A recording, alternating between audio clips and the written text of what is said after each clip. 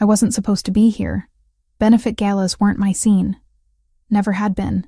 Champagne flutes and forced conversations, designer dresses and networking smiles. All of it felt like theater I'd never learned to perform. But Principal Morrison had cornered me last week with that particular look on her face, the one that said this wasn't optional. "Emma, we need someone from the art department. Our biggest donors are attending. Just show your face. Talk about the program. Make them feel good about writing checks." So here I stood in the grand ballroom of some Manhattan hotel, whose marble floors probably cost more than I'd earn in a decade. My black dress was 6 years old, bought for a college interview I'd bombed spectacularly. The flats on my feet were sensible because heels felt like voluntary torture. Around me, women glittered in jewelry that could pay off student loans. Men wore watches worth small cars. And I tried not to look as uncomfortable as I felt. My fingers found the necklace at my throat. They always did when I was nervous. Simple silver chain, small anchor pendant worn smooth from 15 years of anxious touching. I'd had it so long I barely remembered not wearing it. Sometimes I caught myself reaching for it in the shower, forgetting I'd taken it off. "Ms. Reeves?" I turned to find Principal Morrison approaching with a silver-haired man in an expensive suit. Everything about him screamed money and power, from his Italian leather shoes to the platinum watch on his wrist. "This is Richard Castellano, board member of the Fontanelli Foundation. They're considering a major grant for our program." I shook his hand and slipped into teacher mode. The version of myself that could talk passionately about art therapy and creative expression, even while my mind counted the minutes until I could leave. He asked questions about our curriculum, our student demographics, our success stories. I answered honestly because I believed in what we did, even if I hated doing it surrounded by this much wealth. "You're quite dedicated," he said after several minutes. "The foundation appreciates educators who genuinely care. I just want kids to have outlets I didn't have at their age." Difficult childhood? The question was too personal for a fundraiser, but his tone was kind enough that I answered. "Complicated, but art helped. Still does. Well, let me introduce you to our director. He makes the final decisions on grants." Castellano gestured across the ballroom. "He's young, but don't let that fool you. Alessandro takes the foundation's work very seriously." We moved through the crowd, and I tried not to catalog how out of place I felt. Every woman here looked polished, confident, like they'd been born knowing which fork to use at formal dinners. I'd grown up in foster care until the Reeves adopted me at 4, then we'd fled to Boston when I was 10 for reasons my parents never fully explained. Fancy galas hadn't been part of that education. Then I saw him. He stood near the bar, surrounded by men in dark suits who moved like trained guard dogs. But he wasn't like them. He was maybe my age, 25 at most. Black hair styled perfectly, sharp jawline, shoulders that filled out his tuxedo in a way that suggested serious time in a gym or something more violent. Ice blue eyes stared at his phone, scrolling with one hand while the other held a glass of whiskey. Something about him made my chest tighten. Not attraction, though he was objectively attractive. Something deeper, more unsettling, like my subconscious recognized something my conscious mind couldn't place. Castellano was still talking. "Alessandro oversees our educational initiatives personally. He believes strongly in giving back to communities that need it most." Alessandro. The name felt heavy in my mind, significant in a way I didn't understand. Then he looked up. His eyes found mine across the crowded ballroom and the world tilted. I couldn't breathe, couldn't look away. Those eyes, that exact shade of blue. I'd seen them before. I knew I had. But where? When? His gaze dropped from my face to my throat, to the necklace. Every muscle in his body went rigid. The phone in his hand went dark. The whiskey glass trembled slightly in his grip. For 3 seconds that felt like hours. He just stared at the anchor pendant resting against my collarbone. Then he moved. Not walked. Moved. Like a predator who'd spotted something that belonged to him, cutting through the crowd without seeming to notice the people who stepped hastily out of his way. The men in suits followed, but stopped when he raised one hand in a sharp gesture. I should have run. Every instinct I'd developed from years of surviving foster care screamed at me to turn and leave immediately, but my feet wouldn't cooperate. He stopped directly in front of me, close enough that I had to tilt my head back to meet his eyes. Up close, he was even more intimidating. Taller than I'd realized, at least 6'3", the scent of expensive cologne mixed with something darker, more dangerous. Leather and gunpowder and violence barely contained. Where did you get that necklace? His voice was low, controlled. But underneath, I heard something sharp and desperate. My mouth opened. Nothing came out. Those eyes kept boring into mine, demanding answers I couldn't give. I asked you a question. His hand moved, fingers closing around my wrist. Not painfully, but firm enough that I couldn't easily pull away. Where did you get it? I bought it. The lie came automatically, practiced from 15 years of keeping secrets.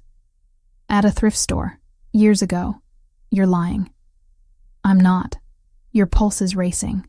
His thumb pressed slightly against the inside of my wrist, finding the frantic beating of my heart through thin skin. You're terrified. Why? Because you're grabbing me at a fundraiser. We stared at each other. The noise of the gala faded into background static. There was only him. Only those ice-blue eyes that I knew from somewhere. Only the pressure of his fingers on my wrist and the terrible certainty that this man could destroy me if he wanted to. Mr. Fontanelli? Castellano's voice broke whatever spell had locked us together. Alessandro's fingers loosened but didn't immediately release me. When they finally did, my wrist burned where he'd touched me, like his fingerprints had been branded into my skin. Richard. Alessandro's voice was perfectly controlled now, betraying nothing. You were introducing me to someone? Ms. Emma Reeves. She teaches art at PS 118 in Brooklyn. Brooklyn. The word hit me like a physical blow. Alessandro's eyes sharpened. Brooklyn, he repeated softly. How interesting. Why was that interesting? Why did the name of a borough make his expression shift from controlled fury to something calculating? I'll be in touch, Alessandro said, still looking at me. About the grant. Then he turned and walked away, the men in suits falling into formation around him. I stood there shaking, my wrist still burning, my heart still hammering. Castellano was saying something about funding timelines and application processes. I nodded without hearing. My eyes tracked Alessandro across the ballroom. He stopped near the exit, pulled out his phone, made a call. Even from this distance, I could see the tension in his shoulders. Then he looked back at me one final time. The promise in that look made my blood run cold. This wasn't over. Whatever I'd accidentally triggered by wearing this necklace, by being here, by existing, it was just beginning. I left the gala 20 minutes later, making excuses to Morrison about not feeling well. Walked 8 blocks before I could breathe normally again. Called a car because the subway felt too exposed, too public. In the back seat, my hand went to the necklace. I should take it off. Should go home and bury it in a drawer, never wear it again. But I couldn't. It was the only thing I had from that night 15 years ago. The only proof that the girl with blue eyes had been real. Had pressed this into my 10-year-old hand and whispered desperately for me to hide it, to never tell. And now her brother had found me. I didn't need to search his name to know that's who he was. The eyes were identical. The same impossible shade of blue I'd seen dimming in a warehouse in Red Hook when I was 10 years old, when I'd watched a girl my age die in a pool of blood and promised her I'd keep her secret. Alessandro Fontanelli. I'd kept that promise for 15 years, but something told me those years of silence had just come to an end. 3 days passed without further contact. 3 days where I jumped every time my phone rang, where I checked over my shoulder constantly, where sleep came in fragmented pieces filled with blue eyes and blood. I tried to tell myself I was overreacting, that Alessandro Fontanelli had been surprised by the necklace but wouldn't actually do anything about it, that I was safe.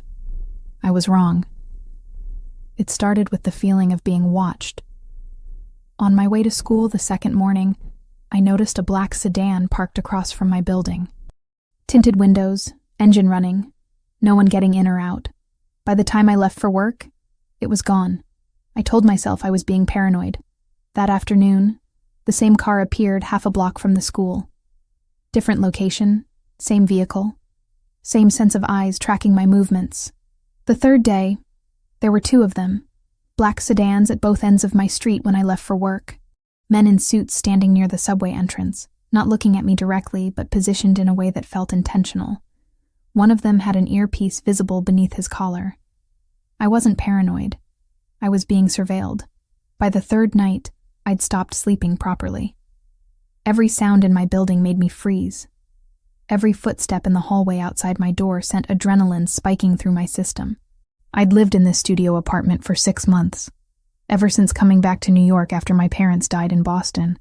It had felt safe before. Now it felt like a trap. I got home from school around 6, arms full of student artwork that needed grading. Unlocked my door, stepped inside, reached for the light switch. Someone was already sitting in my apartment. The scream died in my throat when I saw who it was.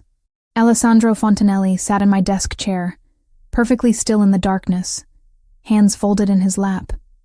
He wore a dark suit that probably cost more than 3 months of my rent.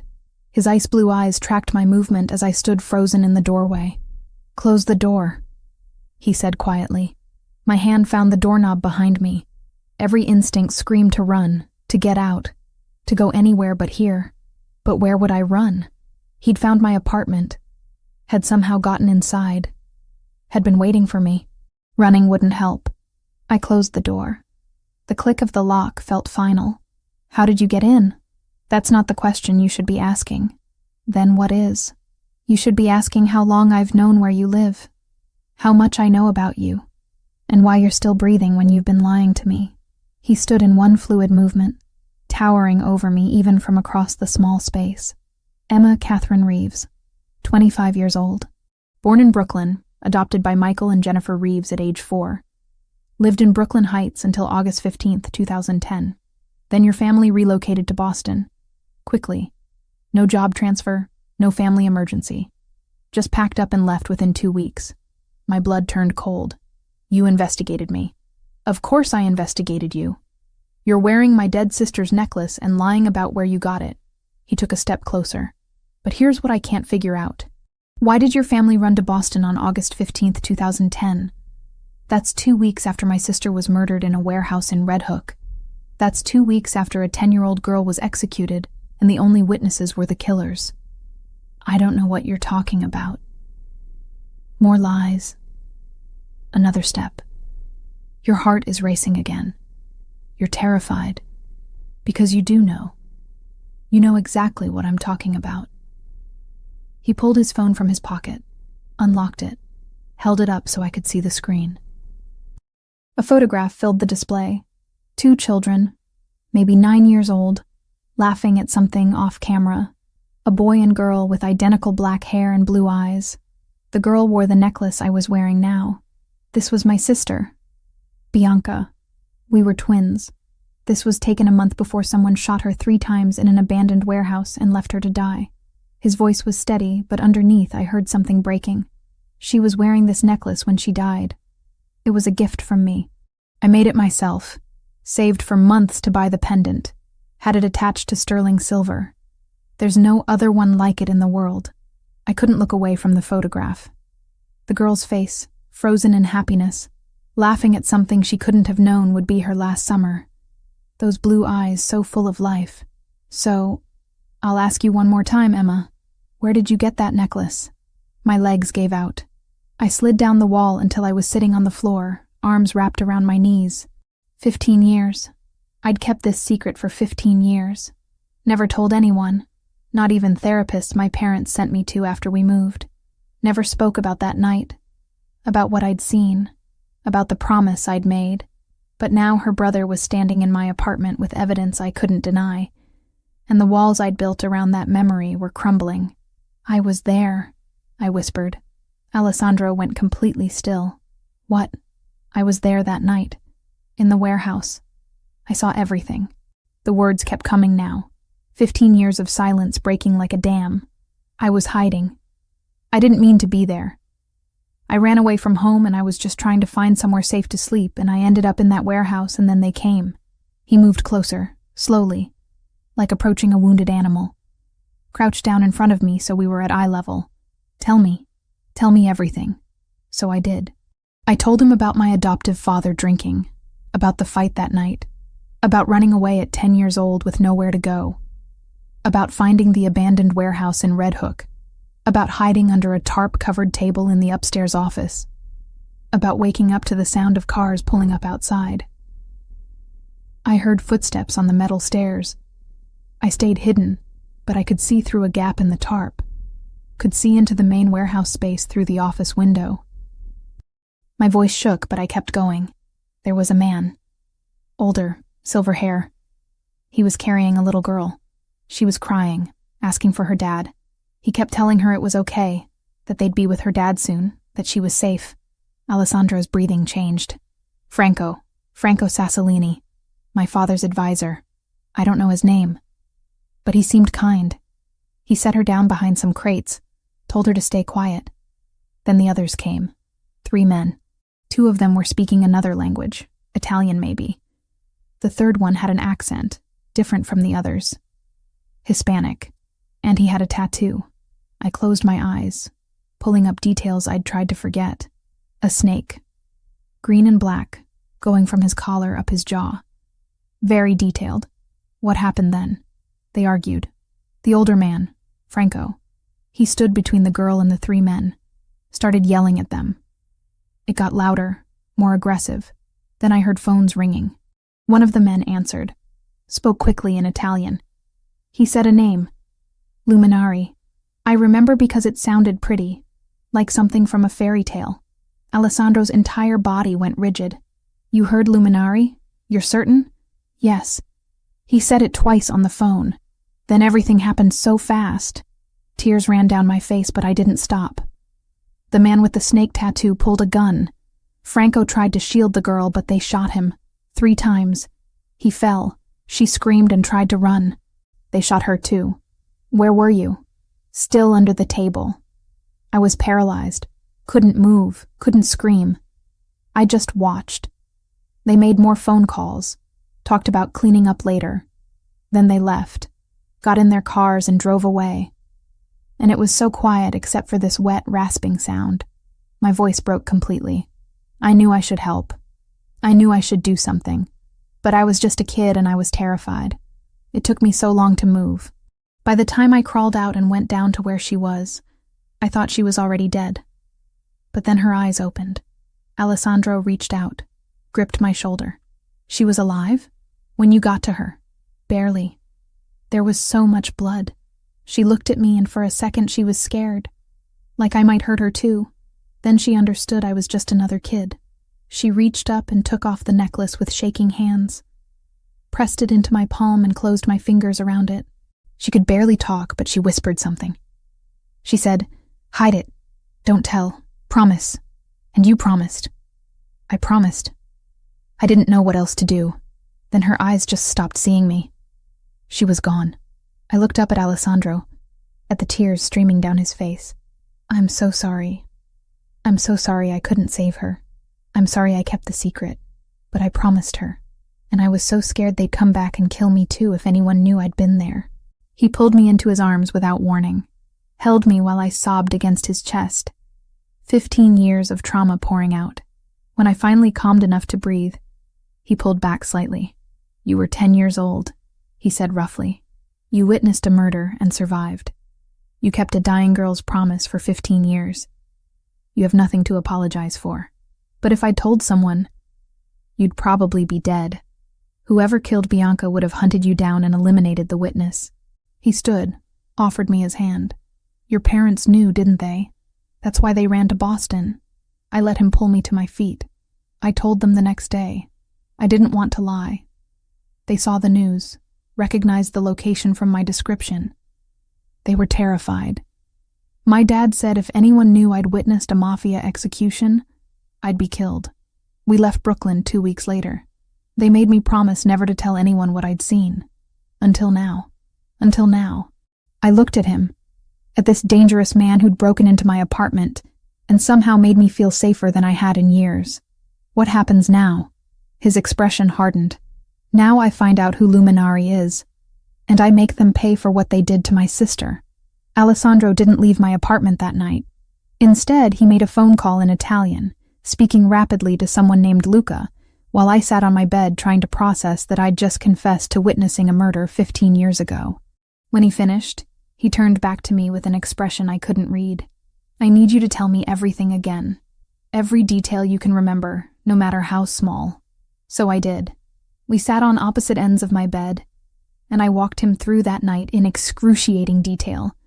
The sound of cars arriving, the way Franco had carried Bianca so carefully, the exact words he'd spoken about her father being somewhere safe, the argument between Franco and the three men.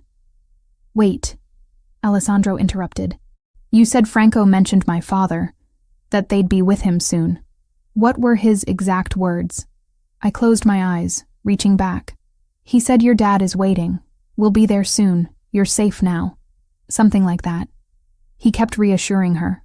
Alessandro pulled out his phone, typed something quickly. My father was alive that night. He wasn't killed until 3 weeks later. The official story was that the Russians killed him in retaliation for the conflict they supposedly started by murdering Bianca. But if Franco was taking Bianca to meet our father somewhere safe, then your father knew something was wrong. He was trying to protect her, which means he knew there was an internal threat. Someone close enough to the family that he couldn't trust normal channels. Alessandro's jaw tightened. Tell me more about the three men, the two who spoke Italian first. I tried to visualize them. One was taller, muscular build, dark hair. He was the one who made the phone call, who said luminari. The other was shorter, stockier. They both wore dark clothes. Nothing distinctive I can remember. And the third? The one with the tattoo? That one was easier. Tall, but not as tall as you. Maybe 6 feet, shaved head, very muscular. The tattoo was incredibly detailed. A snake with its mouth open, fangs showing. It started at his collar and went all the way up the left side of his neck to his jaw. Green and black ink. He wore a leather jacket even though it was summer, and when he spoke he had a strong accent. Spanish, I think, but I was 10. I couldn't tell you exactly what kind. Alessandro was typing on his phone again. The snake tattoo, that's distinctive. If he's cartel, someone will know him. And if he's cartel. His expression darkened. The family was told the Solntsevskaya Bratva killed Bianca. Russian Mafia. We've been at war with them for 15 years because of it.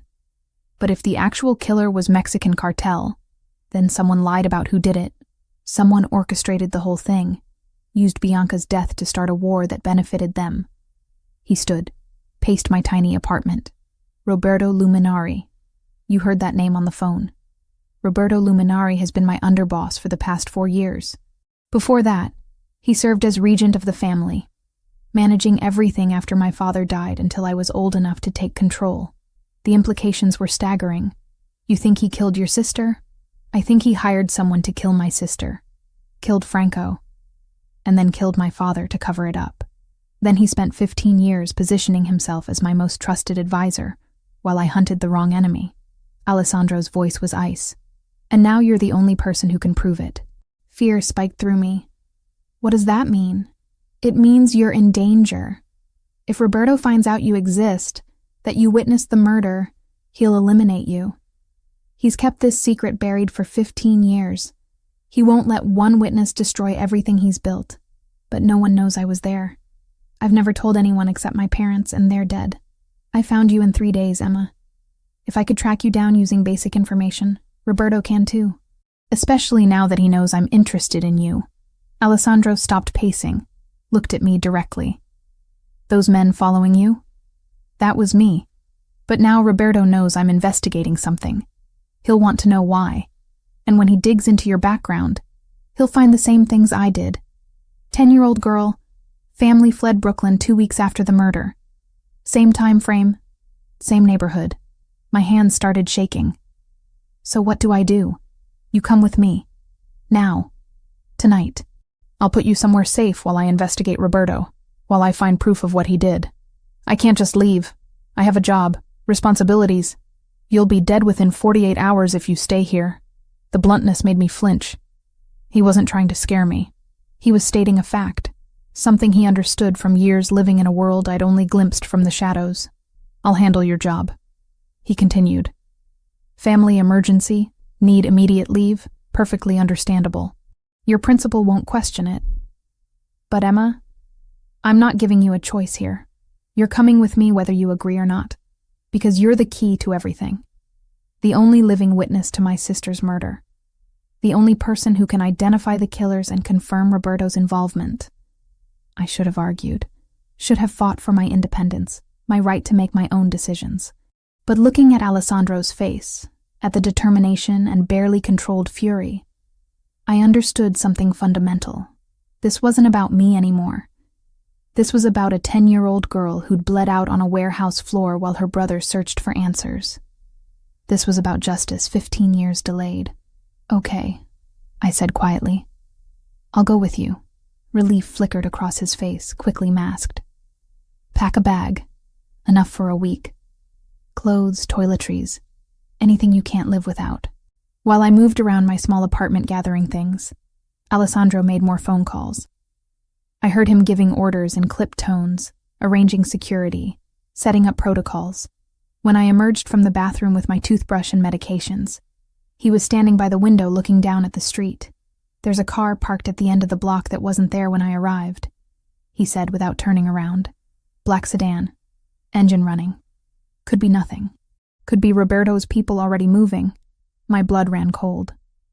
Already? He's not stupid. He's survived this long by being paranoid and proactive. Alessandro finally turned to face me. Ready? I looked around my apartment. 6 months of trying to build a life in the city where I was born. Trying to find some connection to the place my parents had fled from so urgently. Now I was leaving again. Running again. Because of the same night that had forced us out the first time. Ready? I lied. We took the back stairs. Alessandro moved with practiced ease through my building, clearly having scouted it before breaking in earlier. At the ground floor, a different door than the main entrance, he held up a hand to stop me, pulled out his phone, checked something, then pushed the door open. A black SUV waited in the alley, windows tinted, engine running. The driver was a massive man with a shaved head and a scar bisecting his left eyebrow. He nodded to Alessandro. Vincent, any problems? 2 men watching the front entrance. They haven't moved in 20 minutes. Want me to handle them? No. We leave quietly. If they follow, lose them. If they try to intercept, eliminate the threat. Alessandro opened the back door, gestured for me to get in. Emma, this is Vincent. He's been with me for 8 years. You're safe with him. I climbed into the SUV, Alessandro following. The interior smelled like leather and gun oil. As Vincent pulled out of the alley, I caught a glimpse of 2 men in suits standing near the front of my building, exactly where Alessandro had said. One of them spoke into a radio as we passed. They've made us, Vincent said calmly. Lose them. What followed was the most terrifying 10 minutes of my life. Vincent drove like he'd trained for this, weaving through Brooklyn streets with precision that suggested military or law enforcement background. Twice I saw cars behind us attempting to follow. Twice Vincent outmaneuvered them with turns that shouldn't have been possible. Finally, we merged onto the highway heading toward Manhattan. No one followed. We're clear, Vincent confirmed. Alessandro's hand found mine in the darkness, squeezed once. You did well. Most people panic. I'm panicking now, I admitted. I know, but you're doing it quietly, which is what matters. His thumb traced circles on the back of my hand, a gesture that should have been comforting, but felt charged with something else. Emma, I need you to understand what you're walking into. My world isn't safe. It's not clean or simple. The people I deal with, the things I have to do to maintain control, they're not pretty. You're warning me about violence? I watched your sister die when I was 10 years old. This is different. This is choosing to be part of it instead of accidentally witnessing it. I'm not choosing to be part of your world, I said. I'm choosing not to die. There's a difference. He almost smiled. Fair enough. We drove the rest of the way in silence. Manhattan rose before us, towers of glass and steel glittering in the night. Vincent navigated to a building in Midtown that screamed wealth, pulling into an underground garage secured by gates and armed guards. Welcome to my home, Alessandro said as we got out. For the foreseeable future, it's yours too. The private elevator took us directly to his penthouse.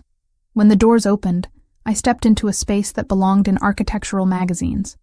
Floor-to-ceiling windows overlooking the city, furniture that was more art than function, lighting that seemed to come from everywhere and nowhere. It was beautiful and intimidating, and completely alien to someone who'd spent most of her life in modest apartments and foster care bedrooms. The guest room is this way. Alessandro guided me down a hallway. Private bathroom, everything you should need. If something's missing, tell me and I'll have it delivered. The guest room was bigger than my entire studio apartment. King bed with sheets that looked expensive, a desk, a closet that could fit 3 times the wardrobe I owned. Through another door, a bathroom with marble floors and a shower big enough for 4 people. Get some rest, Alessandro said from the doorway. We'll talk more in the morning about what happens next. Alessandro? He turned back. Thank you. For protecting me. Even though I'm just a stranger who happens to have information you need.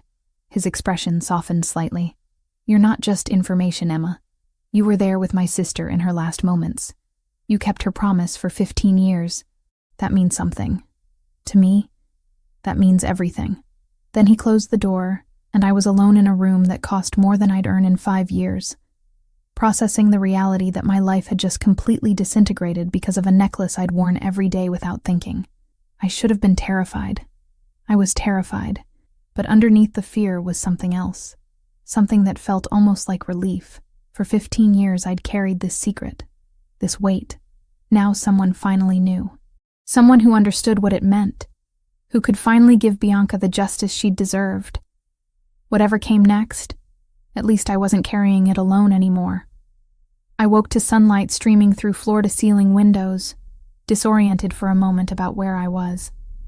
Then memory crashed back. Alessandro. The penthouse. Running from men who wanted me dead because I'd witnessed a murder 15 years ago. I checked my phone. 7:30 in the morning. 14 missed calls from Principal Morrison, and 3 texts asking where I was. My stomach twisted with guilt. But what could I say? Sorry, can't come in, hiding from the Mafia. When I finally worked up the nerve to leave the guest room, I found Alessandro in the kitchen area. He'd changed from last night's suit into dark jeans and a gray Henley that emphasized his build. Coffee mug in hand, phone pressed to his ear, speaking rapid Italian to someone. When he saw me, he ended the call. Morning. There's coffee and I had breakfast delivered. Help yourself. The kitchen island was loaded with pastries, fruit, bagels, cream cheese, enough food for 6 people. My stomach rumbled despite the anxiety. I need to call my principal, I said, pouring coffee. She's worried. Already handled. Luca called this morning, told her you had a family emergency and needed immediate leave. She approved 2 weeks. Luca, my second in command. He's been with me since I took control of the family 4 years ago. Alessandro watched me doctor my coffee with cream and sugar. How'd you sleep? Barely. You? Same. I've been working on identifying your snake tattoo friend since 4 this morning. He pulled out a tablet, swiped to an image. Is this him? I looked at the photo. A man with a shaved head and neck tattoo, exactly as I remembered. The snake's fangs visible even in the grainy surveillance shot. My breath caught. That's him. That's the man who shot Bianca and Franco. Alessandro's expression went cold and satisfied simultaneously. His name is Javier Castillo, freelance sicario who works primarily for the Cartel de Sinaloa, based in Tijuana but travels for high-value contracts. He's wanted in 3 countries for murder, trafficking, and weapons charges. How did you find him so fast? I have contacts who specialize in this kind of information. Description of a distinctive tattoo combined with cartel connections. Timeline from 2010, it was enough. He swiped to another image, this one a dossier with details in Spanish and English. According to my sources, Castillo did several jobs in New York between 2009 and 2011, then nothing in this region for over a decade. Because Roberto didn't need him anymore, I said quietly. Once Bianca and your father were dead, the job was done. Exactly. Alessandro set the tablet down. But this gives us proof. A cartel sicario killed my sister, not Russian mafia. Which means someone hired him and lied about who was responsible. Which means Roberto orchestrated everything. I forced myself to eat a bagel, needing something in my stomach. What was Franco doing that night? Why was he taking Bianca somewhere? That's what I've been trying to piece together. Franco Sassolini was my father's most trusted advisor. They'd known each other for 30 years. If my father sent Bianca away with Franco, it was because he'd identified a serious internal threat. Alessandro pulled up another document on the tablet. I had Luca pull council records from July and August 2010. There was a meeting scheduled for August 3rd, 2 days after Bianca died. The agenda item was listed as disciplinary review for unauthorized external contracts. Someone was doing business they weren't supposed to. My father was planning to bring formal charges against someone in the family, someone high-ranking enough that it required council approval for punishment. He met my eyes. Roberto was underboss even then, my father's second in command. If my father discovered Roberto had been conducting unauthorized business with cartels, dealing behind his back, skimming profits, your father would have stripped him of power and probably had him killed, at minimum. More likely, he would have been executed as an example. Alessandro's voice was matter-of-fact, like we were discussing firing an employee instead of murder. So Roberto moved first. Had Castillo kill Franco and Bianca to prevent them from reaching safety, then killed my father 3 weeks later before the investigation could advance. The pieces fit together with horrible clarity. Your father must have known something was wrong. That's why he sent Bianca away with Franco. He was trying to protect her until he could deal with Roberto. But someone tipped Roberto off. Someone told him Franco was moving Bianca that night. Alessandro's jaw tightened, which means Roberto had spies even back then. People loyal to him over my father. I thought about what I'd heard that night, replaying the conversation in my mind. When Franco was arguing with the men, he said something. He switched to English for one sentence. He said, "He knows everything. He's already gone to the council." Alessandro went very still. You're certain those were his words? I'm certain. It stood out because everything else was in Italian. But that one sentence, he said it in English. Maybe so Bianca would understand, or maybe just because he was stressed. I closed my eyes, pulling up the exact memory. He said it right before they shot him, like he was trying to tell them it was too late, that killing them wouldn't stop what was already in motion. Which means my father had already presented evidence to the family council, had already started formal proceedings against Roberto. Alessandro stood abruptly, started pacing. That's why Roberto had to kill my father so quickly. The council knew there was an investigation. If my father had lived another week, Roberto would have been exposed and eliminated. But your father died, and you were just a child, too young to follow up on the investigation. And Roberto became regent, controlling everything while I grew up. He had 11 years to bury evidence, to consolidate power, to ensure his version of events became accepted truth.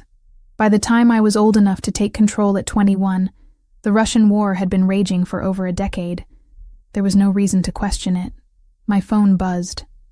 A text from an unknown number. I opened it, and my blood turned to ice.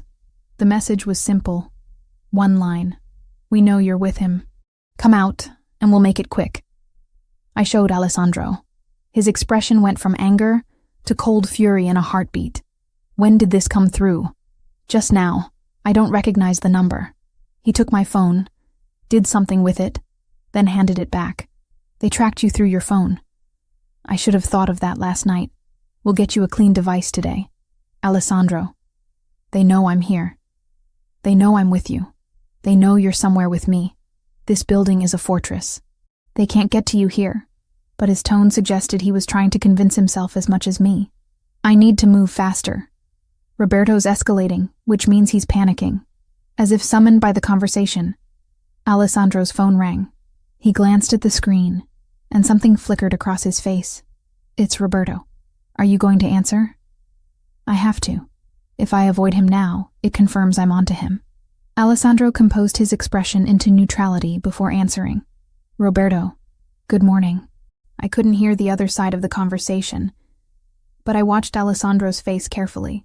His expression remained controlled, but his free hand curled into a fist against the counter. No, I haven't been avoiding you. I've been dealing with some personal matters. Nothing that concerns family business. Pause. I don't think that's necessary. Whatever you need to discuss can wait until our scheduled meeting Thursday. Another pause. Longer this time. No, Roberto. I'm not meeting you today. I said Thursday. He ended the call, set the phone down deliberately. He wants to meet immediately. Says there are urgent matters requiring my attention. He's never pushed this hard before. Because he knows something's wrong. He knows you're investigating. Or he knows about you. Alessandro's eyes met mine. Emma, I need to ask you something, and I need complete honesty. When you were in that warehouse, did anyone see you? Even for a second? Any chance one of those men knew there was a witness? I thought back, replaying every moment. I don't think so. I was completely hidden under the tarp. They never came upstairs to the office area. After they left, it was several minutes before I moved. By then they were gone. But there's a chance, a small one, that they saw movement, heard something, noticed something was off. I suppose there's always a chance. But I was terrified. I barely breathed. 15 years, Emma. Roberto's kept this secret for 15 years. If he even suspects there was a witness, someone who could destroy everything he's built, he'll eliminate that threat without hesitation. Alessandro moved closer, his presence overwhelming in the bright kitchen. Which means you can't leave this penthouse. Not for any reason. Not until I've dealt with Roberto and neutralized the threat. How long will that take? Days. Maybe a week. I need to gather enough evidence to prove to the family council that Roberto betrayed us. I need documentation, witnesses, something beyond just your testimony. He reached out, tucked a strand of hair behind my ear. The gesture was gentle but possessive. I know this feels like a cage, but it's a cage that keeps you breathing. And if Roberto comes here, if he forces a meeting, then he'll have to go through 12 armed men and me. And I promise you, Emma, he won't get to you. I failed to protect Bianca. I won't fail to protect you. The intensity in his voice made something in my chest tighten. This wasn't just about finding his sister's killer anymore. Somewhere in the past 24 hours, I'd become something more than a witness to him, something personal. Outside the windows, the city sprawled beneath us. Millions of people living ordinary lives, going to jobs, drinking coffee, completely unaware that 20 floors above them, a woman was hiding from killers because she'd made a promise to a dying child 15 years ago. I need to do something, I said. I can't just sit here waiting. If I'm stuck in this penthouse, give me something to do, something useful. Alessandro considered this, then nodded. Write down everything you remember from that night. Every detail, no matter how small. Descriptions of the 2 Italian men. Any other words you heard. The exact timeline. Anything that might help us identify everyone involved. You think there were others besides Roberto? Roberto didn't act alone. Someone helped him, covered for him, possibly carried out the actual murders under his orders. If we can identify everyone involved, we can dismantle his entire network. He handed me the tablet. Start writing. I'll have Luca bring you a clean laptop and phone later. As he turned to leave, my hand caught his wrist. Alessandro, thank you. For believing me. For protecting me. I know I'm just some random teacher who happened to witness something, but you're not random, he interrupted. You were there when my sister died. You gave her comfort in her last moments. You kept her promise for 15 years. That makes you family in a way Roberto never was. His hand covered mine where it gripped his wrist, and I protect my family. Then he was gone, disappearing into his office to make calls in Italian, while I sat at his kitchen counter trying to write down memories I'd spent 15 years trying to forget. 5 days trapped in Alessandro's penthouse. 5 days of watching the city through floor-to-ceiling windows, feeling like a bird in a very expensive cage. The guards rotated shifts every 8 hours. I learned their names, their patterns, the way they moved through the space like well-trained shadows. Marcus during the day, David in the evenings, Vincent at night. All of them unfailingly polite, constantly armed, never quite looking me in the eye. Alessandro disappeared for hours at a time, handling business he wouldn't discuss. Sometimes I'd hear him on phone calls in Italian, his voice sharp with command. Other times he'd work in his office with the door closed, and I'd see the glow of his computer screen through the frosted glass. He'd check on me periodically, ask if I needed anything, then vanish again into whatever violent world he inhabited. I spent my time writing down everything I remembered from that night, filling pages with details I'd tried to forget. The sound of Bianca's breathing as she died, the exact shade of Franco's silver hair, the the pattern of blood on the concrete floor, every word I could remember from the phone conversations. Alessandro collected these notes like they were sacred texts, studying them for hours, cross-referencing with information I wasn't privy to. By the 6th night, I was going quietly insane. The penthouse was beautiful, but it was still a prison. I couldn't leave, couldn't see friends, couldn't even open a window because Alessandro was paranoid about sniper positions. The walls were closing in. I couldn't sleep again. Too much nervous energy, too much thinking about Roberto hunting me, too much replaying that warehouse scene on an endless loop. Around 2 a.m, I gave up and went to the living room in pajama pants and an oversized t-shirt Alessandro had given me when my clothes ran out. The city glittered beyond the windows like scattered diamonds. How many people out there were sleeping peacefully, unaware that a war was brewing in the shadows? How many of them had witnessed murders and kept the secret for 15 years? Can't sleep? I spun around. Alessandro stood in the doorway to his office, tie loosened, sleeves rolled up to his elbows. He looked exhausted, dark circles under his eyes, jaw shadowed with stubble. He'd been pushing himself as hard as he was pushing his investigation. I didn't mean to disturb you. You didn't. He moved to the bar, poured whiskey into 2 glasses, brought one to me. You look like you need this more than I do. I took it, even though alcohol at 2 a.m. felt like a terrible idea. The burn was familiar now after 5 nights of this routine. Funny how quickly bad habits formed in captivity. How long does this go on? I asked. How long before Roberto makes his move or you make yours? Soon. We're close to having everything we need. He sat on the couch, gestured for me to join him. I did, keeping distance between us, hyper-aware of how thin my borrowed pajamas were. Luca found records of wire transfers from Roberto's accounts to shell companies in Mexico. The timing matches up with when Castillo was in New York. It's not conclusive proof, but it's circumstantial evidence. Is that enough? Not yet. I need something concrete. A witness, documentation, recorded confession. Something the family council can't dismiss as coincidence. He took a long drink. The problem is Roberto's been covering his tracks for 15 years. He's good at this. What happens if you can't prove it? Do I just hide here forever? No. If I can't prove it through evidence, I'll handle it another way. His expression went cold. But that's messier. It raises questions, creates instability. I'd prefer to do this cleanly.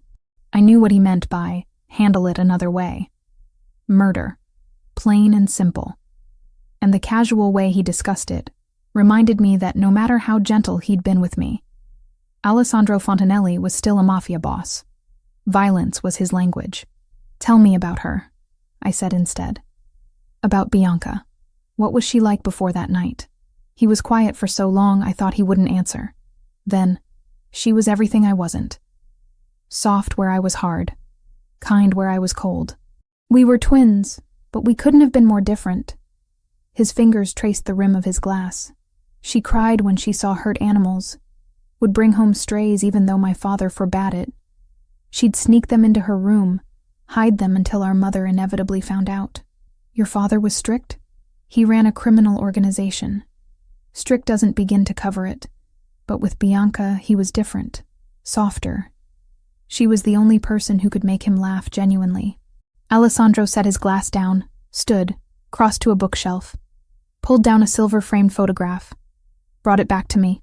The image showed 2 children around 9 years old, a boy and girl with identical black hair and blue eyes, arms around each other, laughing at something off camera. The girl wore the necklace I'd had on at the gala. Joy radiated from both their faces. That was taken at our birthday party, a month before she died. She'd just beaten me at chess for the first time.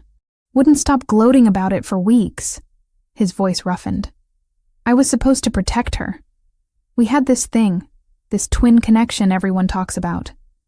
I could always tell when she was upset or scared. But that night, I didn't feel anything. Didn't know she was in danger until it was too late. You were 10 years old. You couldn't have known. I should have. I should have felt something was wrong. He took the photo back, stared at it. After she died, that connection just went silent. Like part of me died with her. I spent years trying to feel it again, trying to find some sense of her still existing somewhere. But there was nothing. Just absence. I moved closer without thinking. Driven by impulse I didn't fully understand. She made me promise to survive. Those were practically her last words. To hide the necklace, to never tell, and to survive. I think she knew she was dying and she wanted someone to live. Even if she couldn't. Alessandro's eyes met mine. You kept that promise.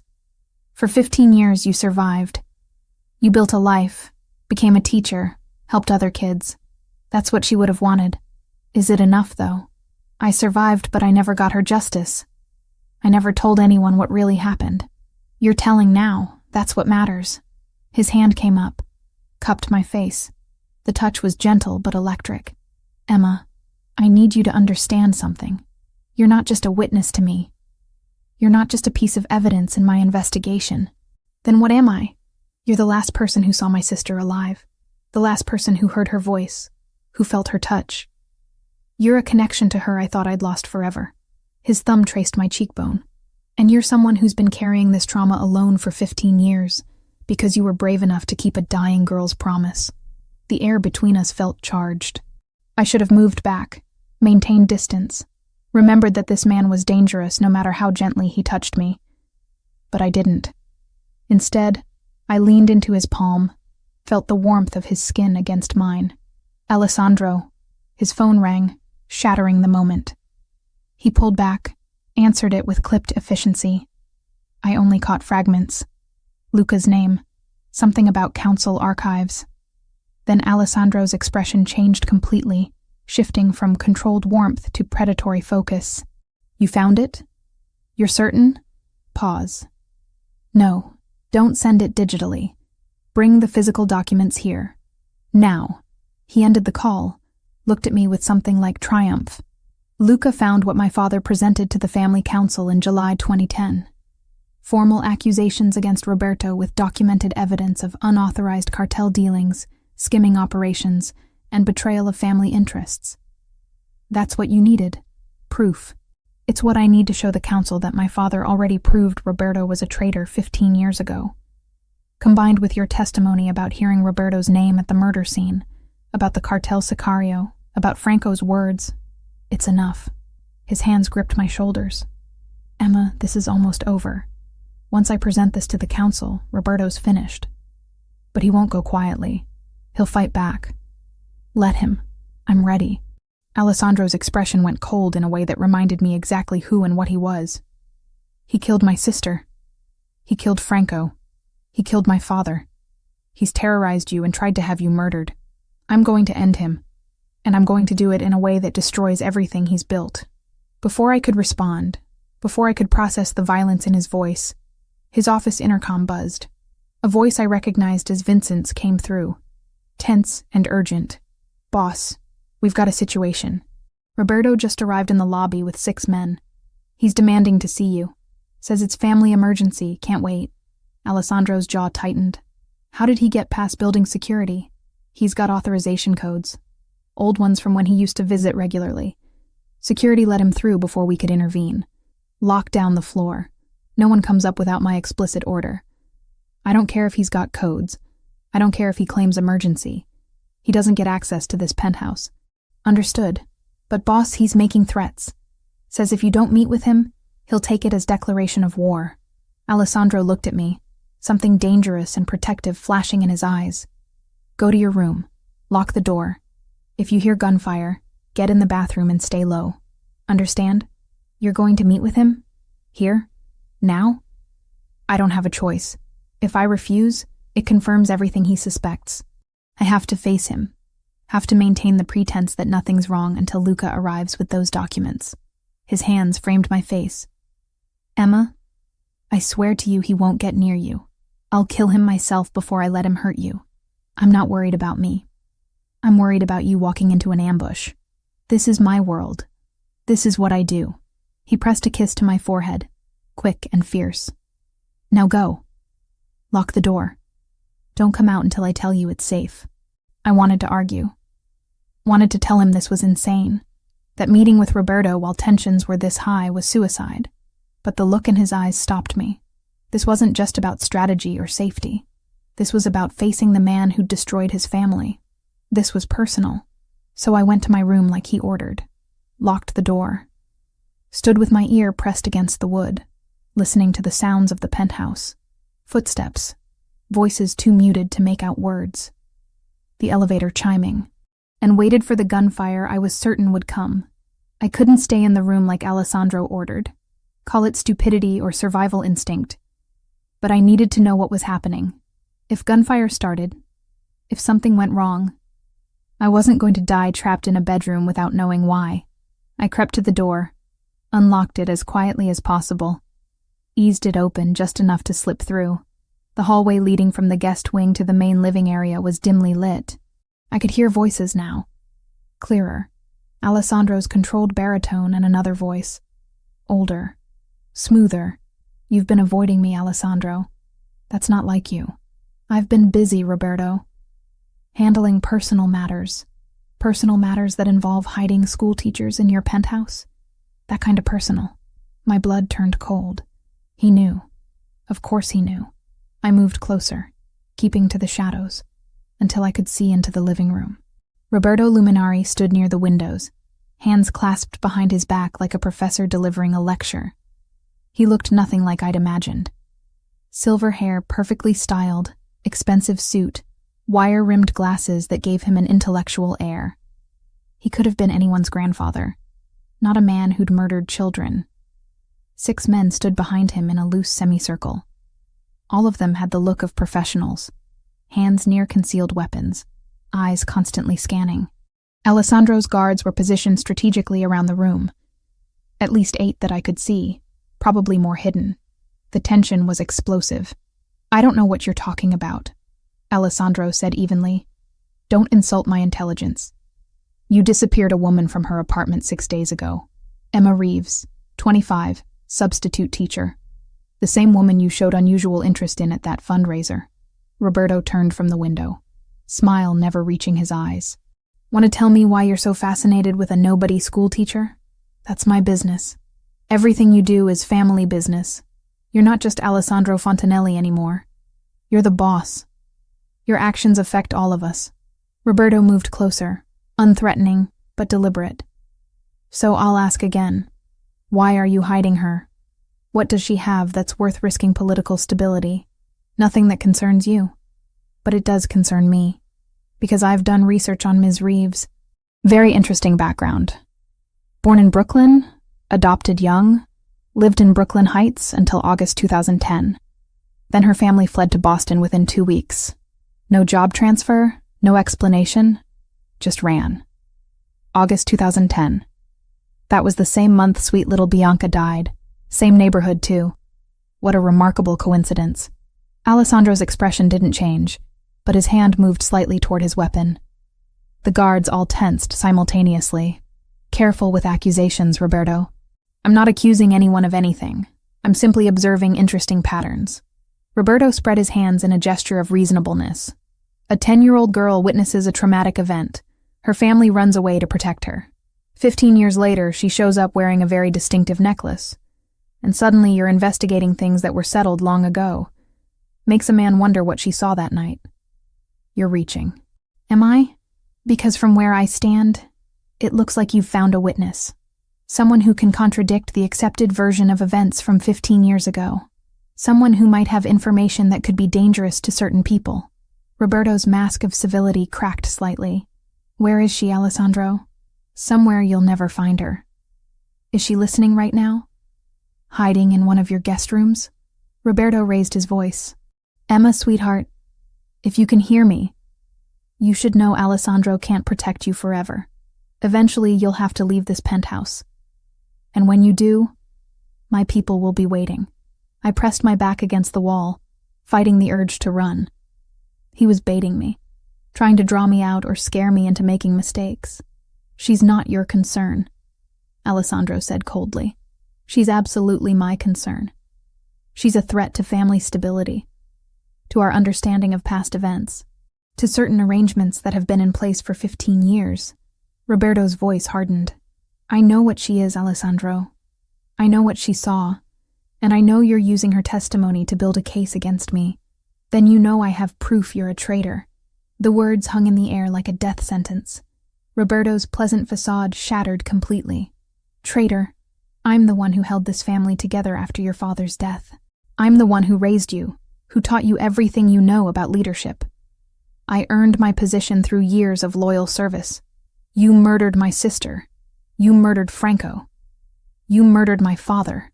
Alessandro's voice was ice.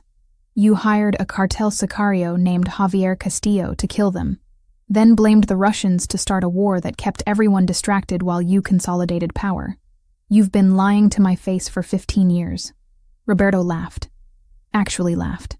"You're basing this fantasy on the word of some teacher who claims she witnessed something 15 years ago when she was a traumatized child?" "Alessandro, I expected better. I have more than her testimony. I have financial records showing wire transfers to Mexican shell companies. I have documentation of your unauthorized dealings with the Cartel de Sinaloa. I have the formal accusations my father presented to the family council days before his death." For the first time, uncertainty flickered in Roberto's eyes.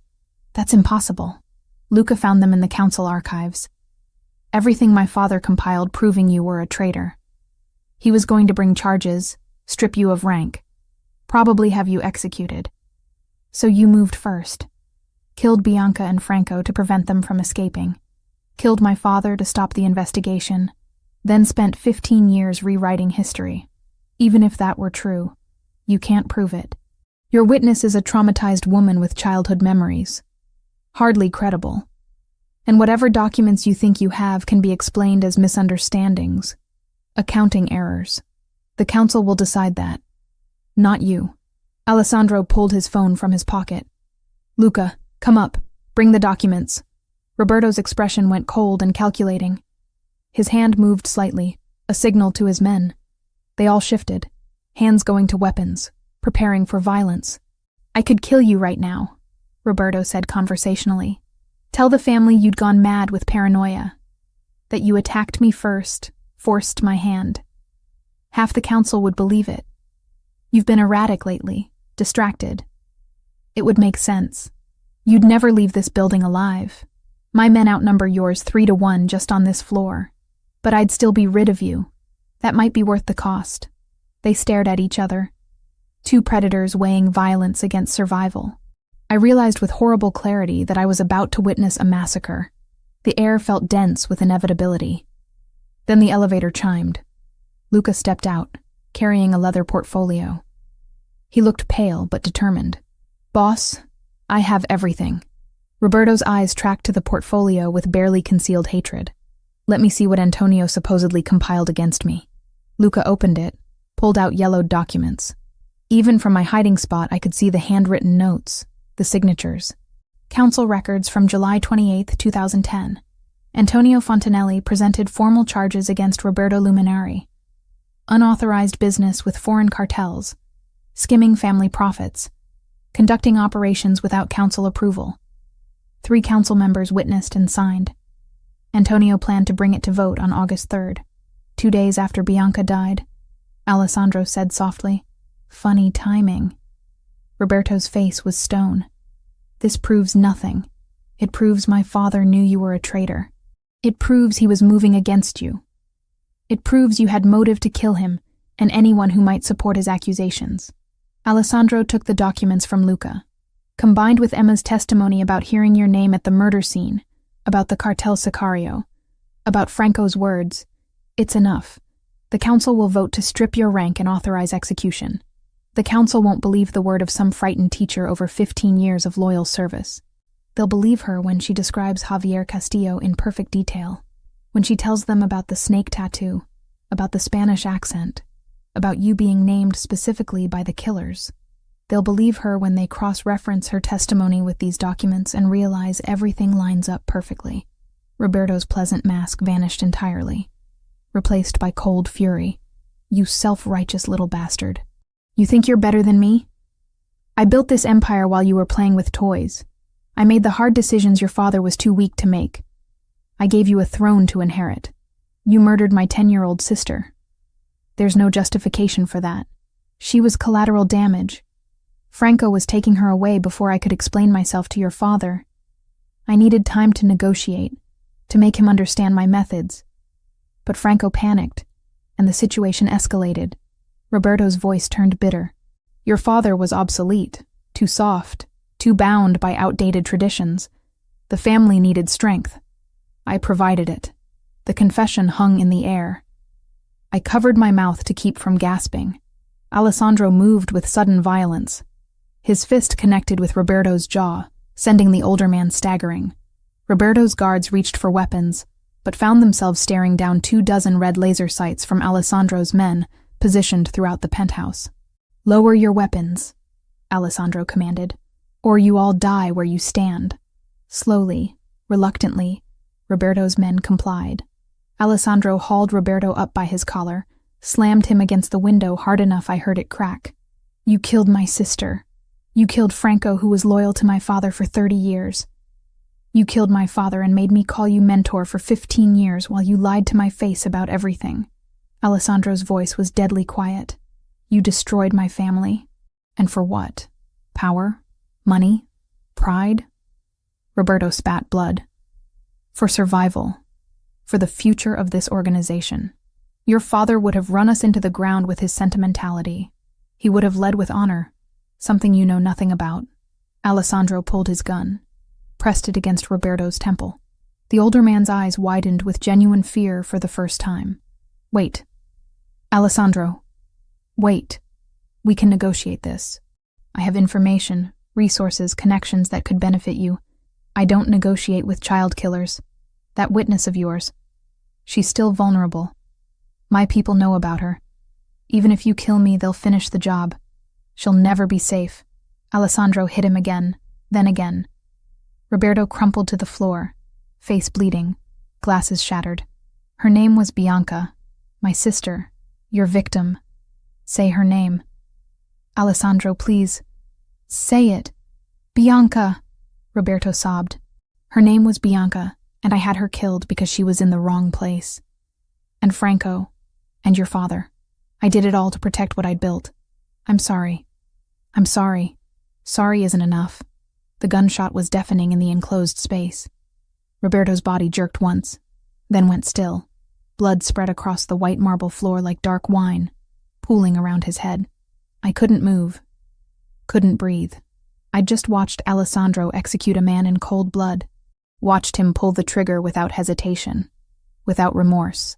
The man who'd been gentle with me, who'd kissed my forehead an hour ago, had just become a killer right before my eyes. Alessandro stood over the body for a long moment. Then he turned, looked directly at my hiding spot in the shadows. Our eyes met across the distance. Emma. I ran. Back to the guest room, slamming the door, locking it even though I knew it wouldn't keep him out if he wanted in. Collapsed on the bed, hands over my ears like I could unhear that gunshot. Unsee the blood spreading across expensive marble. Footsteps approached. A soft knock. Emma. Let me in. Go away. Please. You killed him. You just shot him in the head in your living room. He deserved it. That's not justice. That's execution. In my world, they're the same thing. His voice was steady through the door, no hint of regret. He murdered 3 people. He destroyed my family. He tried to have you killed. What did you expect? That I'd hand him over to the police? I pressed my palms against my eyes, trying to block out the image of Roberto's body on the floor. I knew what you were. I knew you were dangerous. But seeing it, watching you pull that trigger, it's different. It makes it real. Silence.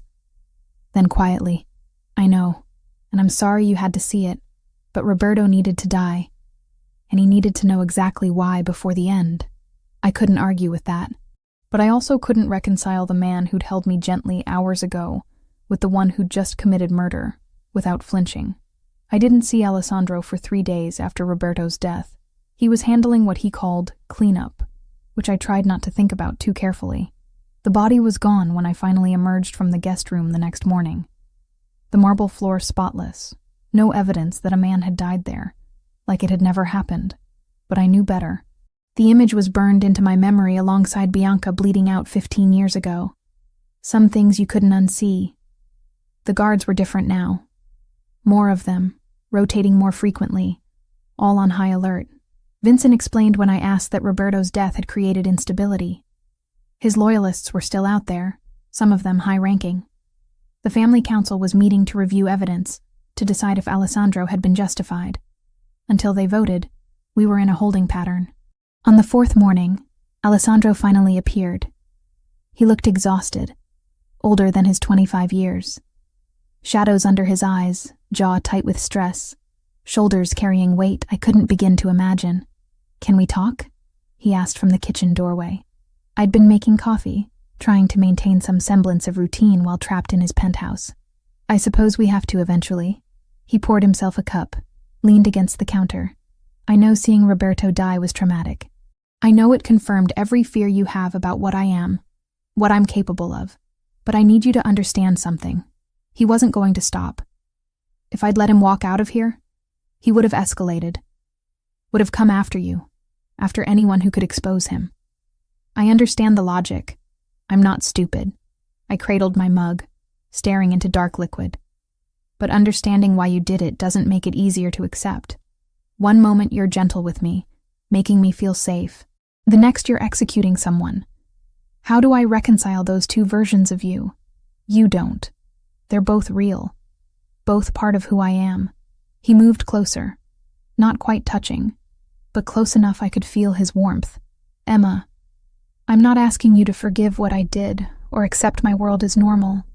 I'm asking you to understand that violence is sometimes the only language power understands. Roberto murdered 3 people and would have murdered more. Justice in my world isn't courtrooms and lawyers. It's direct and immediate. And now? Now that he's dead, what happens?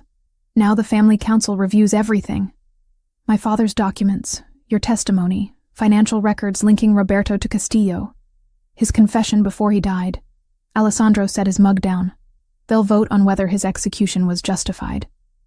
If they rule in my favor, his assets are forfeit, and his loyalists fall into line. If they rule against me, I face consequences." "What kind of consequences?" "Best case, censure and loss of some authority. Worst case, forced resignation and exile." His expression was unreadable. "Possibly death if they decide I've become unstable." My chest tightened. Would they really kill you? The family doesn't tolerate leaders who make unauthorized executions. Even if Roberto was guilty, I moved without council approval. That's a violation of protocol. He finally looked at me directly. But I'd do it again. He deserved to die for what he did to Bianca. And what about me? Once the council votes, am I free to go? Something flickered in his eyes. "You want to leave?" "I want to stop being a prisoner. I want to go back to my life, my apartment, my job. I want to pretend the last week and a half never happened." The words came out harder than intended. "You saved my life. I'm grateful. But I can't live in this world. I can't be the person who watches executions and acts like it's normal. I never asked you to. You didn't have to. Just by being here, by knowing what I know, I'm complicit. I'm part of it now, whether I want to be or not." Alessandro was quiet for a long moment. Then quietly, "You're right. You didn't choose this. Bianca made you promise to survive, and you kept that promise.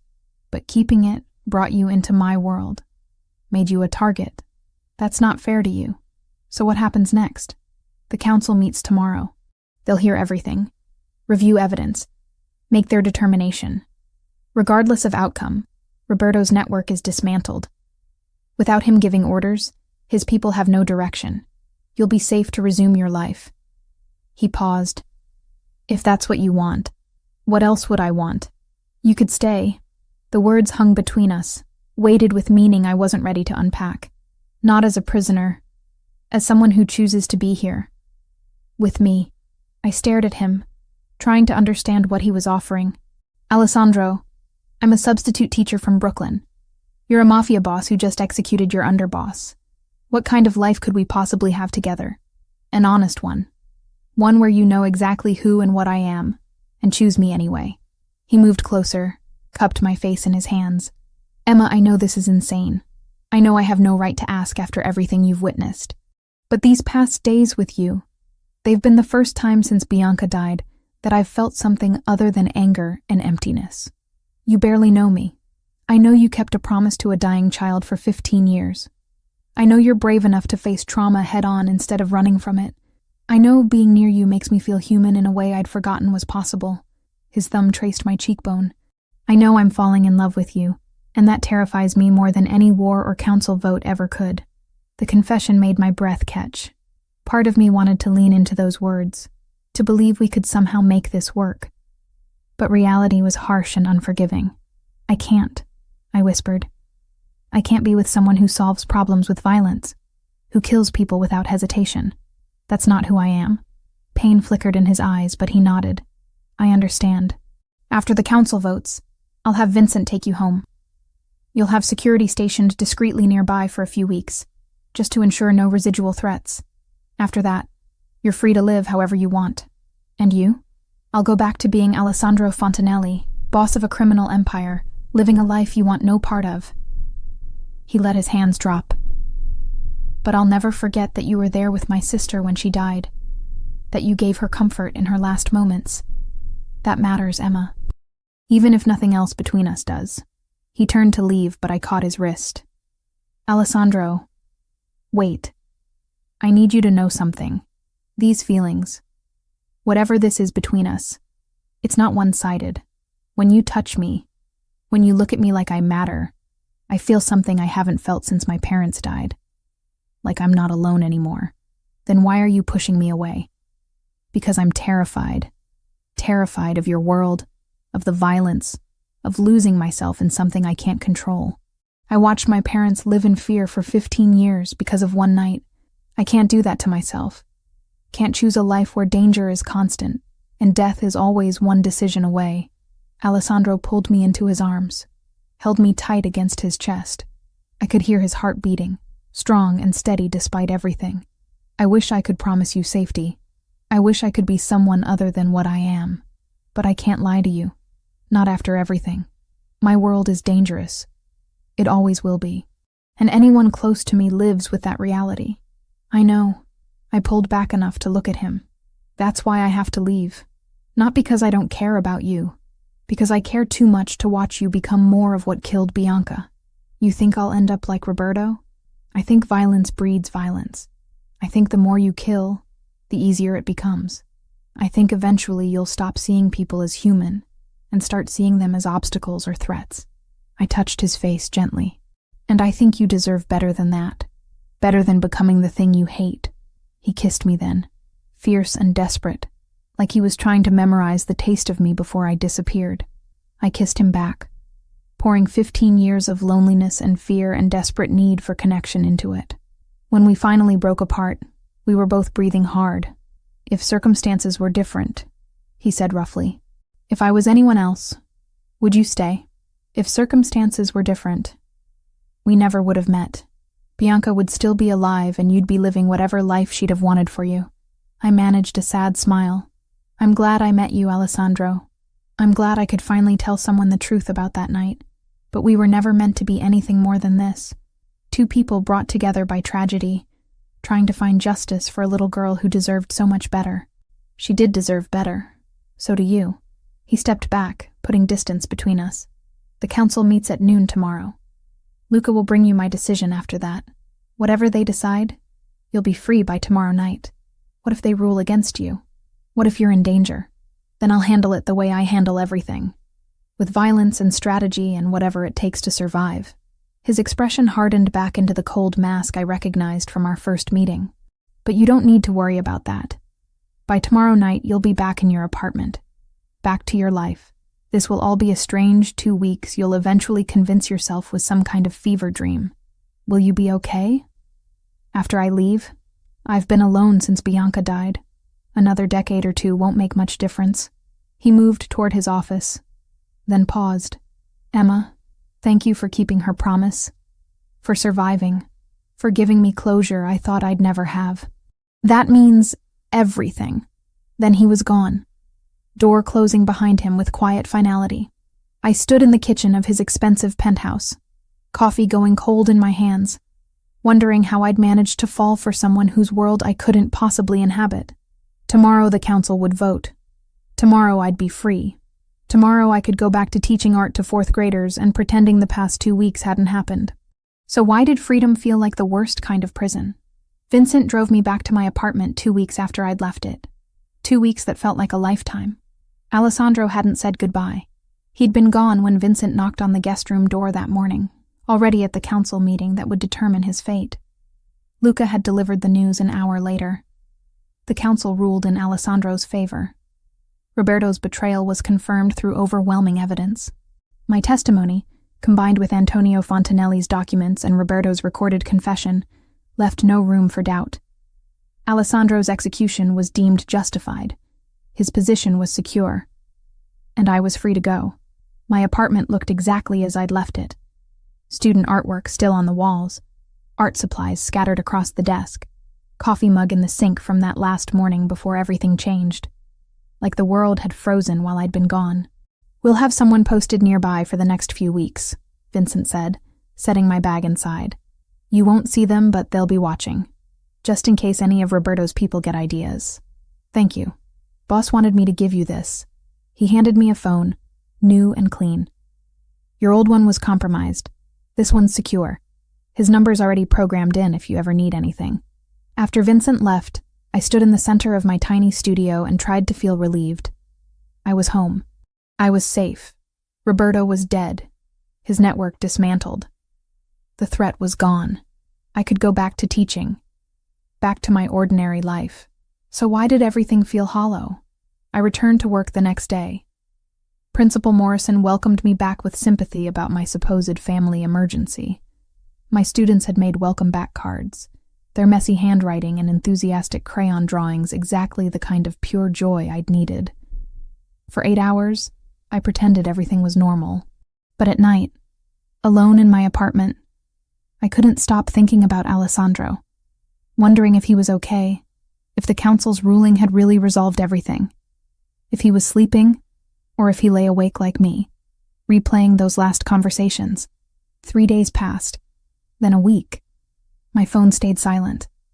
The number Vincent had programmed remained untouched. Alessandro had meant what he said. He'd let me go, given me the freedom I'd asked for. I should have been grateful. Instead, I felt like I'd lost something irreplaceable. On the 8th day, I made a decision. Probably a stupid one, definitely a dangerous one. But I couldn't keep living with this weight, this sense of unfinished business. I called the number Vincent had saved. It rang twice before Alessandro answered. Emma. Just my name, but the way he said it made my breath catch. Like he'd been waiting for this call, hoping for it despite everything. "I need to ask you something," I said. "And I need you to be completely honest. Always. Are you okay? Really okay? The council ruling, your position, all of it?" Silence for a moment. Then, the council restored full confidence. Roberto's remaining loyalists either fell in line or were removed. The Russians accepted our explanation about the 15-year misunderstanding. We're negotiating reparations and new territorial agreements. Everything's stable. That's not what I asked. "I know." His voice roughened. "I'm functional. I'm leading the family, making decisions, handling business. But am I okay? No. I haven't been okay since Bianca died. And letting you walk away didn't help. You didn't let me walk away. I chose to leave, because I couldn't give you what you needed. Safety, normalcy, a life without violence. You were right to go. What if I was wrong?"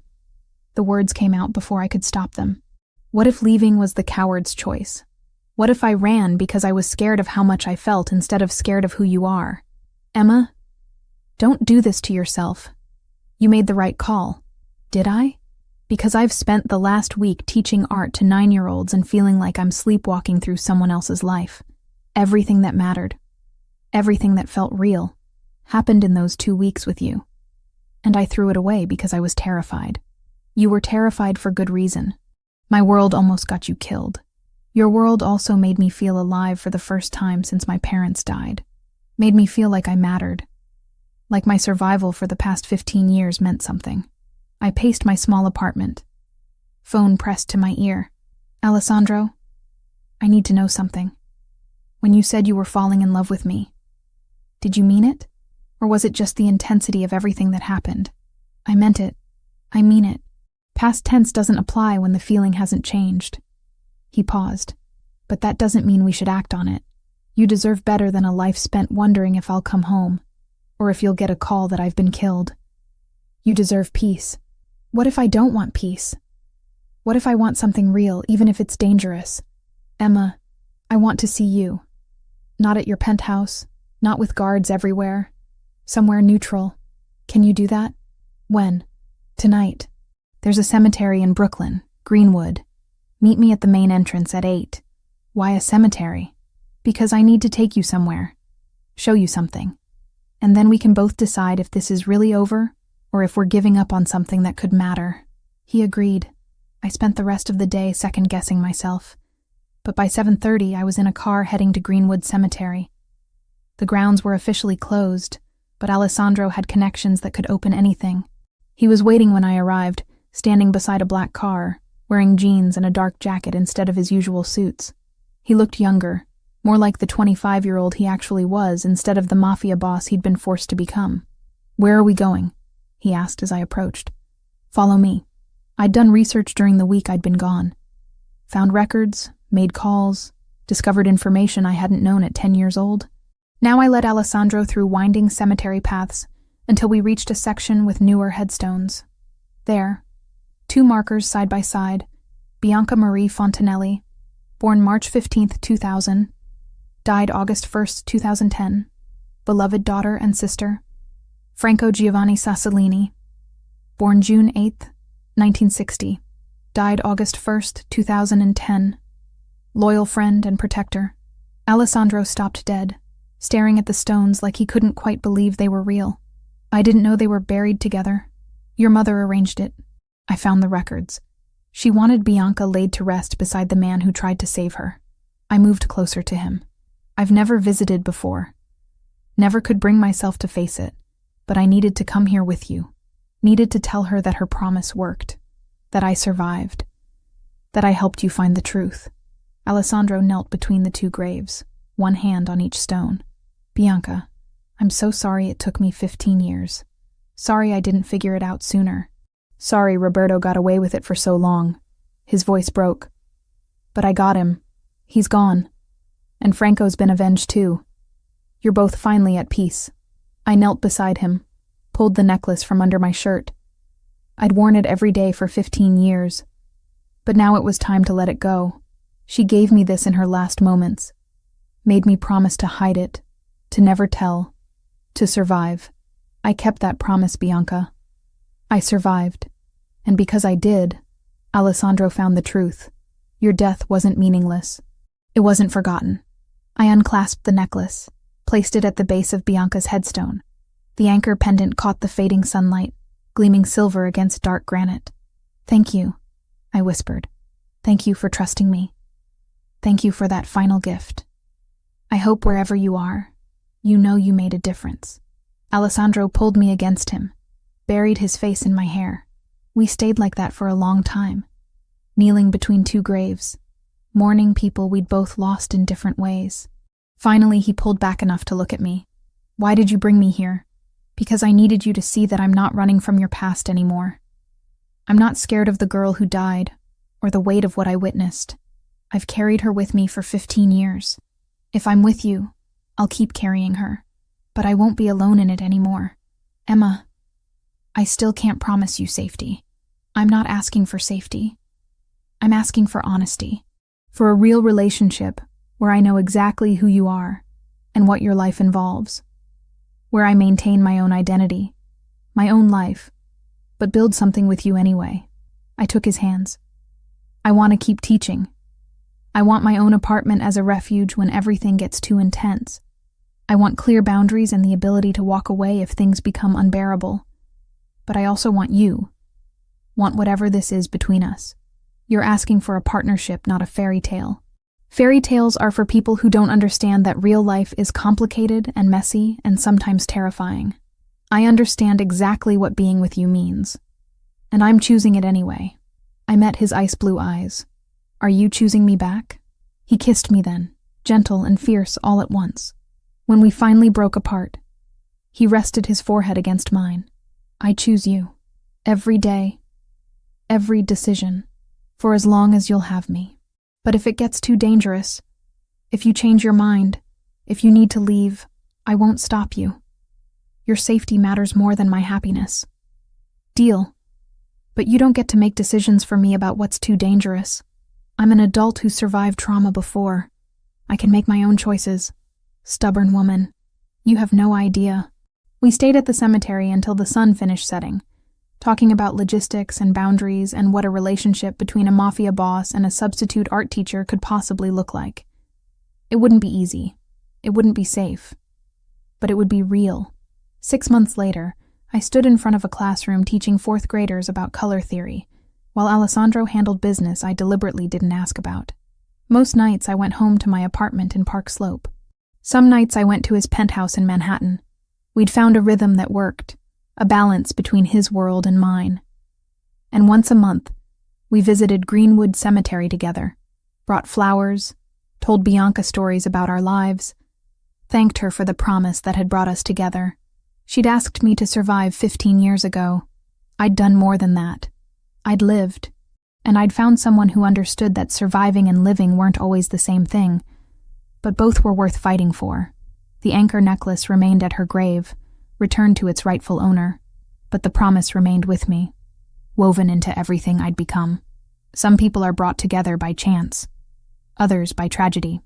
Alessandro and I were brought together by a 10-year-old girl's final wish, a 15-year-old secret, and the desperate human need to believe that even in darkness, justice and love could somehow survive.